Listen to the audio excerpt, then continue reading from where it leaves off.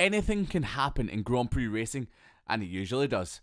That was one of the quotable quotes of legendary commentator Murray Walker, and he couldn't be more right.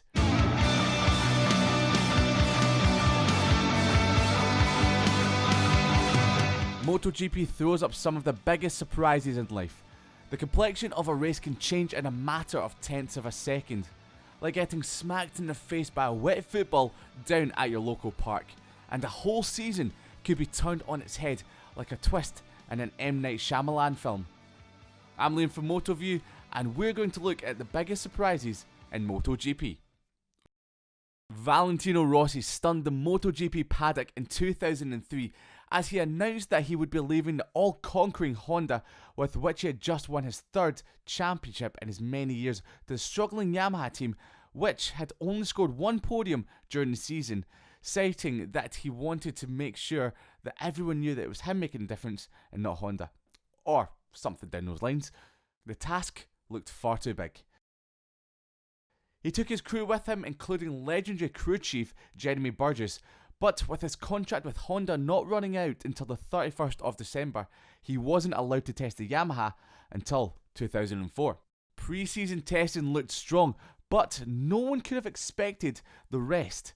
At round 1 in Velkom, South Africa, Rossi took a stunning pole position, and on race day, we were treated to an epic fight between Rossi and his old arch rival Max Biaggi, with Rossi claiming one of the biggest upsets in MotoGP history and becoming the only rider to win back-to-back races on different bikes, which still stands to this day.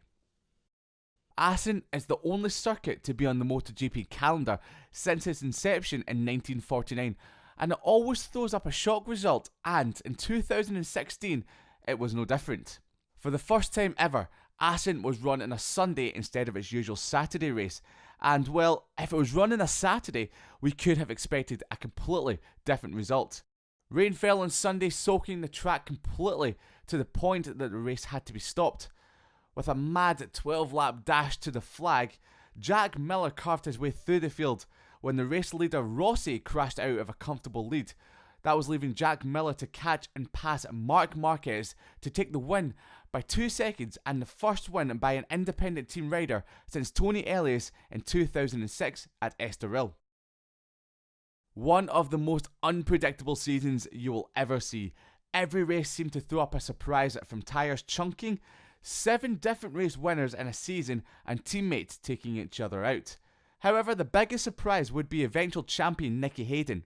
In his 4th season in MotoGP, and with rookie sensation Dani Pedrosa as his teammate, no one would have believed that Nicky would have ended up as world champion, apart from Nicky himself. A year that saw 5 potential champions at different stages. It was the grit, determination and belief of Nicky Hayden that saw him overcome an 8-point deficit going into the final race at Valencia, after his teammate took him out of the race previously to take one of the most unbelievable championships in any series by 5 points over Valentino Rossi. The race before the 2006 finale at Valencia goes down as one of the most incredible races in MotoGP history. None other than 23-year-old Tony Elias taking his sole MotoGP win. No one saw this coming. Starting 11th on the grid, Elias over the first 5 laps would make pass after pass and close behind the 2 Repsol Honda riders of Hayden and Pedrosa. When Pedrosa crashed and took out Hayden, the race looked over with Rossi in the lead. As the race wore on, Elias closed behind the top 3, overtaking them and eventually leading the race. Rossi would take the lead. Kenny Roberts Jr. would also lead the race at one point, but on the final lap it would be the back and sideways riding of Tony Elias that would slipstream past Rossi on the run to the line to win by the smallest of margins, 2 thousandths of a second. After the race was over, Rossi jokingly said, "Today, Tony, ride like a devil." Jorge Lorenzo led the opening practice session of the weekend under dry conditions. However, much like what Assen is known for, the heavens opened and it started to rain. Jorge Lorenzo, heading towards the Hoggeheide section of track, hit a white line which threw the Spaniard over the handlebars at 200 km an hour, breaking his left collarbone. What happened next would go down as one of the most incredible stories that not even Hollywood could write. Lorenzo flew back to Barcelona to have surgery on his collarbone early on Friday morning. then returned to Assen on Friday night to try and ride on Saturday for the race. He passed a fitness test in the morning and rode in warm-up under a lot of pain, but decided to start the race anyway. He started from 12th on the grid as a result of combined practice times, but by lap 4 he was in 4th place and 1 place behind his teammate Rossi. However, with a broken collarbone, it took its toll as the race progressed. He would eventually finish 5th, only 15 seconds behind his race-winning teammate Valentino Rossi.